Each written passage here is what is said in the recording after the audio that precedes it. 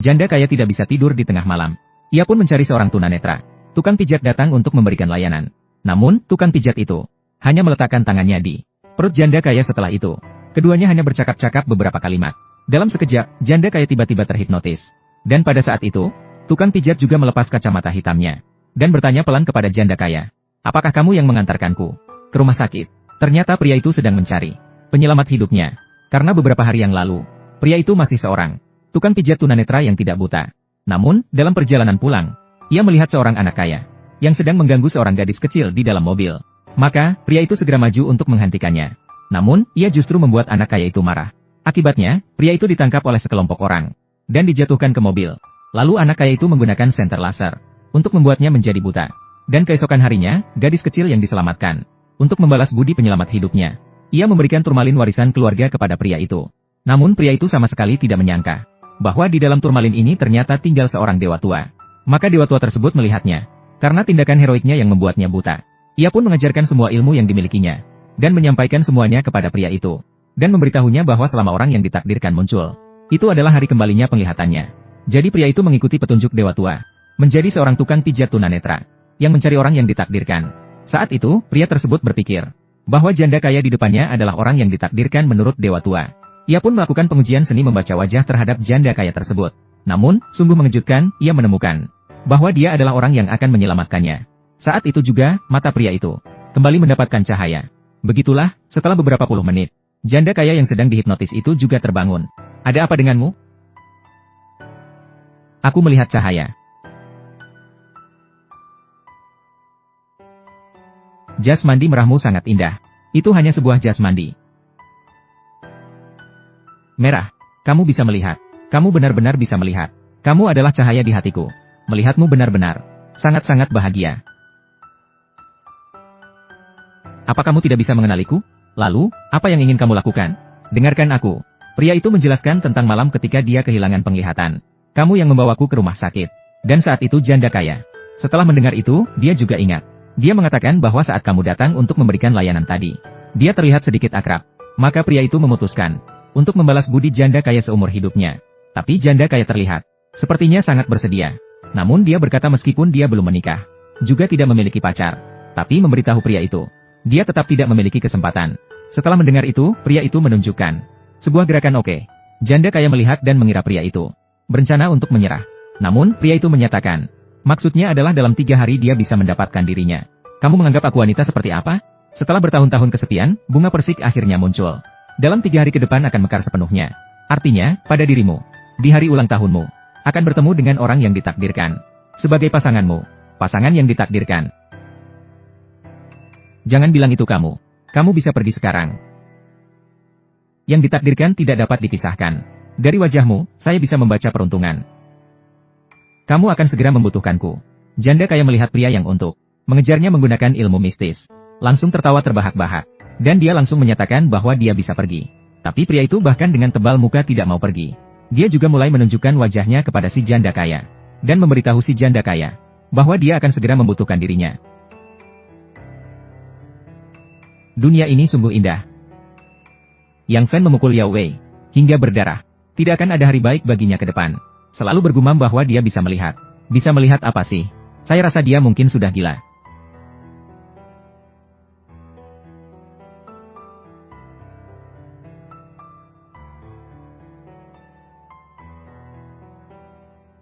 Yang Fan, cepatlah lari. Ling Ling, jangan ganti baju di depanku. Sedang ganti pakaian. Saya bisa melihat sekarang. Yang Fan, apa otakmu sudah takut sampai begini? Saya akan membantu kamu berbicara dengan pengawas Yao. Silakan katakan. Benar-benar tidak ada masalah. Saya tidak salah, kan? Ketua yang membutuhkan saya. Berangan-angan rendah. Saya di sini untuk memanggil Cheng Xia, yang akan memecatmu. Benarkah?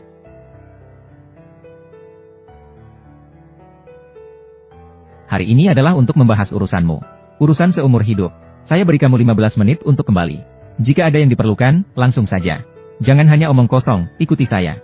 Mau kemana?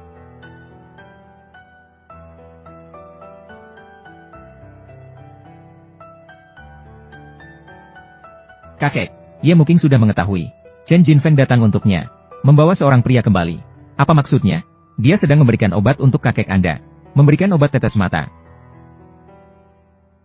Saya bilang, melihatnya. Seperti berpura-pura jadi terapis. Dari mana tempat pijatnya? Wajah keluarga ya telah kamu buang ke bawah. Saya menolak pendapat orang banyak. Mengangkatmu ke posisi manajer umum. Itu membuatmu di luar. Main-main? Barang yang tidak tahu malu. Kakek, kamu salah paham. Masih ingin berkilah? Kakek, saya pikir Ye Muking sekarang sudah tidak cocok sama sekali. Posisi manajer umum. Saatnya mempertimbangkan kembali calon yang tepat untuk manajer umum. Ye Muking sangat mengecewakan saya. Biasanya dia tenang dan pendiam. Tidak menyangka di balik layar. Bermain seberani ini. Memang membuka mata saya. Karena kamu tidak tahu malu. Saya akan merobek wajahmu. Kamu memukul saya. Kamu berani memukul saya, pria brengsek. Memukul orang. Dari mana datangnya anjing gila ini? Biadab. Menganggap diri tak tahu malu. Dia siapa? Kamu melindungi dia sampai mati. Dia adalah wanita saya. Yang Fen, jangan bicara sembarangan. Mulai hari ini, siapa yang berani menyentuh Muking sedikit saja, saya akan menamparnya. Siapa yang berani membuatnya tidak bahagia, saya akan membuatnya menderita seumur hidup. Kata-kata yang sangat menyentuh. Tapi kamu siapa sih? Pergi. Kakek, Jiro, Yeru, kalian jangan marah dulu. Kamu bilang Ye Muking adalah wanita kamu. Benar. Chen Jinfeng sudah datang. Jika kamu masih berani berkata begitu, saya akan mengagumimu. Hari ini, sang raja datang. Dia juga wanita saya. Kamu berani sekali. Wah, suasananya sangat ramai ya. Hancurkan kesempatan baik saya.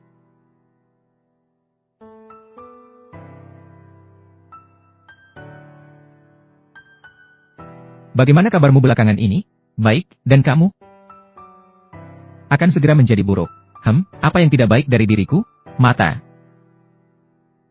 Masih memikirkan tentang mata. Apakah kamu ingin mati? Ingin balas dendam? Ya. Ayo bertindak sekarang. Ayo. Langsung membuatmu buta. Bukankah itu membuatmu lebih beruntung? Hari pertama setelah itu, matamu akan mengalami ketidaknyamanan. Hari kedua, penglihatan menjadi kabur dan disertai bayangan ganda. Hari ketiga, rasa sakit tak tertahankan. Menghancurkan matamu sendiri. Menjadi buta.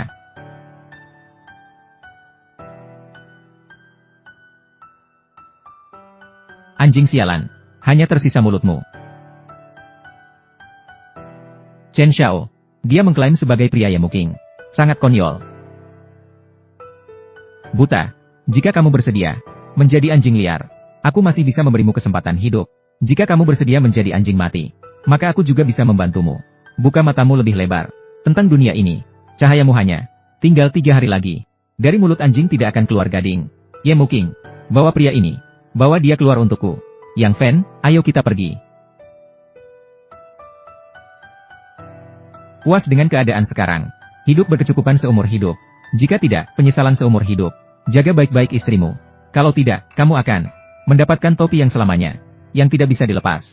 Kakek tidak sehat. Itu karena perhiasan di pergelangan tangan kanannya. Manik-manik, itu telah mengambil terlalu banyak dari vitalitasmu. Ini adalah sulung keluarga kami, yang memberikan rasa hormat. Tidak, maksudmu apa? Apakah kamu ingin bilang bahwa ayahku ingin membunuh kakekku? Benarkah itu dari ayahmu? Lalu ayahmu ingin membunuh kakekmu? Sia-sia. Kakek, tenangkanlah diri. Pedang 7 bintang. Kakek, mata yang bagus. Chen Sa mengetahui bahwa kakek tidak terlalu sehat. Khusus pergi ke sungai siang. Master legendaris. Master Zheng membuka cahaya. Bernilai lebih dari 1 juta. Kakek, Anda bisa menggantungnya di rumah. Untuk memperpanjang umur. Baiklah, akan saya terima. Aduh, pedang penghabisan. Lihatlah betapa senangnya kamu. Ye Muking. Membuat kakek marah sampai mati. Tidak ada yang bisa mengaturmu lagi. Iya kan? Kakek sudah memilihkan Chen Xiao untukmu. Kenapa tidak mau pria sebaik ini? Hanya seorang pria yang diambil sembarangan di jalan. Seorang pria. Diambil sembarangan dari jalan. Aku sudah bilang. Bagaimana mungkin bisa menyukai seorang tunanetra? Jangan bicara lagi. Ayo, jangan diam saja. Aku malah ingin mendengarnya. Pedang 7 bintang ini. Kenapa bisa berubah jadi pedang pembunuh? Dia pasti akan bilang. Kakek sudah tua dan lemah. Tidak bisa menahan. Menjadi tua dan lemah adalah satu hal. Yang penting adalah cara pembukaannya yang salah. Dan saat dipadukan dengan kumpulan mutiara itu, bahkan yang kuat dan sehat pun tidak bisa menahan. Seiring waktu, ini akan menjadi jalan menuju kematian. Berani-beraninya menghina Master Zheng. Apakah itu yang kau katakan? Master Zheng yang membuka cahaya? Aku rasa kamu lebih tahu dari siapapun. Aku dan kamu sudah tidak perlu bicara sia-sia. Sungguh bodoh dan konyol. Chen Xiao, orang seperti dia, hanyalah sampah dari lapisan bawah masyarakat. Khawatir dia bahkan tidak pernah mendengar nama Master Zheng. Bukan? Hei, kamu datang untuk berakting ya? Berakting itu memang harus dilakukan. Lengkap semua. Di mana hadiah pertemuan? Ini pertama kalinya datang ke keluarga Ye. Datang dengan tangan kosong. Datang terburu-buru jadi. Bawa sesuatu. Ambil saja. Biar semua bisa melihat.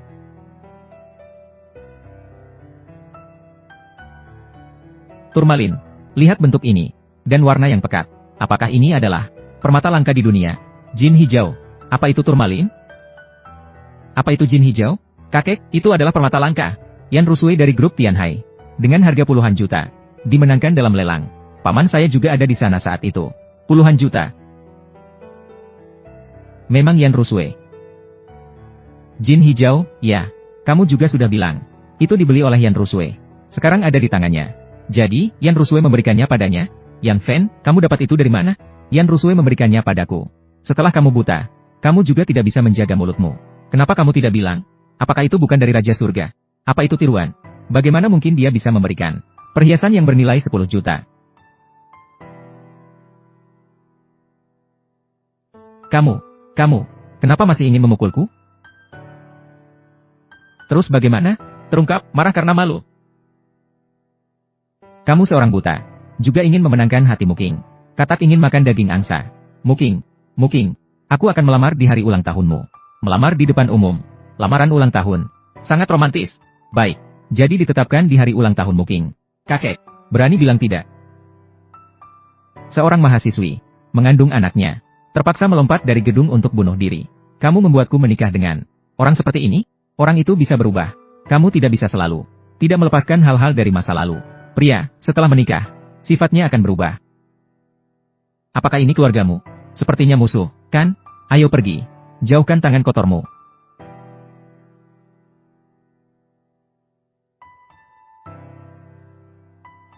Buta jorok, jangan.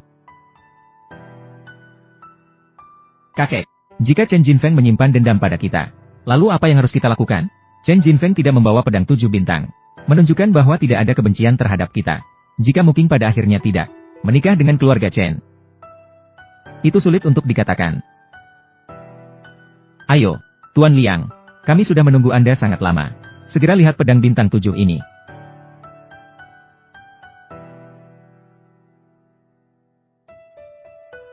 Kenapa ini bisa patah? Ini, tadi ada seorang penipu. Membawa ini untuk menipu orang. Dan aku yang menjatuhkannya. Aku rasa kamu yang buta. Mematahkan turmalin seharga jutaan. Turmalin patah. Tuan Yang, Anda pasti salah lihat. Barang yang dibawa oleh seorang buta. Bagaimana mungkin itu bernilai jutaan? Tuan Yang, kakek memanggil Anda untuk melihat pedang bintang 7 ini. Apa barang rongsokan ini? Kalian benar-benar mempermalukan saya. Aku telah mematahkan turmalin seharga jutaan. Kau barang yang boros. Aku benar-benar ingin memberi satu tamparan sampai mati. Turmalinku, peri hijauku. Kakek, kamu bahkan akan membunuh Yeru. Itu tidak ada gunanya. Siapa yang bisa mengira itu benar? Itu adalah jutaanku. Berdasarkan yang saya tahu, Yan Rusui memiliki 2 turmalin yang persis sama. Dia memberikannya 1. Mungkin dia juga akan memberikan yang kedua.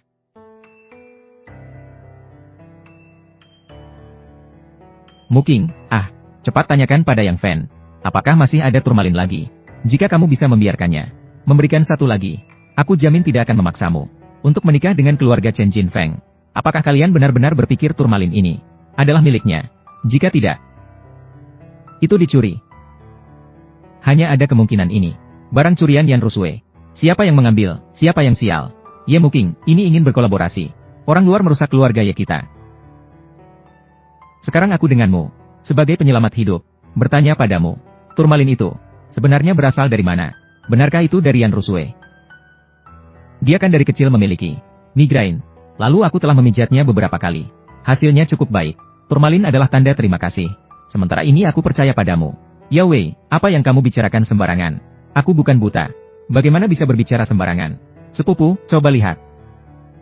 Setelah kamu pergi kemarin, Yang Fan ini menangkap milikku. Kepalaku mendadak membentur dinding. Aku benar-benar tidak apa-apa meski dipukul. Dia ternyata berselingkuh dengan Tan Lingling. Ditangkap basah oleh Wang Hu. Apa? Wang Hu mencarinya untuk berdebat. Dia juga memukul Wang Hu. Dia dibawa pergi. Itu adalah dari kelompok Black Gold. Harimau dari East Street, ya. Si buta masih berani tertawa. Sepupu, dia memang ingin menghancurkanmu. Untuk apa menyimpan orang seperti ini? Yang Fan. Apakah itu kepala Yao Wei? Kau yang memukulnya. Iya. Kau juga memukul Wang Hu lagi. Benar. Aku memberimu pekerjaan ini. Begini cara kau membalas budi? Yao Wei yang pertama menyerang. Dia memberi Tan Lingling obat. Lalu dia memanggil Wang Hu. Memanggilnya. Jika kau tidak percaya, aku juga tidak bisa berbuat apa-apa. Sepupu, inilah Yang Fan dan Tan Lingling. Video mereka berselingkuh. Aku hanya mengambil sebagian kecil. Bagian belakangnya sangat tidak layak ditonton. Kuilku ini kecil. Tidak bisa menampung Buddha besar sepertimu. Yang Fan, kau pergi saja. Wang Hu akan datang hari ini untuk berterima kasih padaku. Terima kasih. Terima kasih kepada nenek moyangmu yang 8 generasi. Sepupuku, benar-benar Huge. Sudah dalam perjalanan. Dia tidak seperti Yamu King, yang mudah diajak bicara. Jika kau sekarang tidak memecat Yang Fan dari pekerjaan, toko kita tidak akan selamat. Sepupuku, setelah suami sepupuku meninggal, satu-satunya hal yang kau tinggalkan adalah toko ini. Kau tega menghancurkannya di tangan seorang asing. Biarkan saja kau berbicara seperti aliran sungai.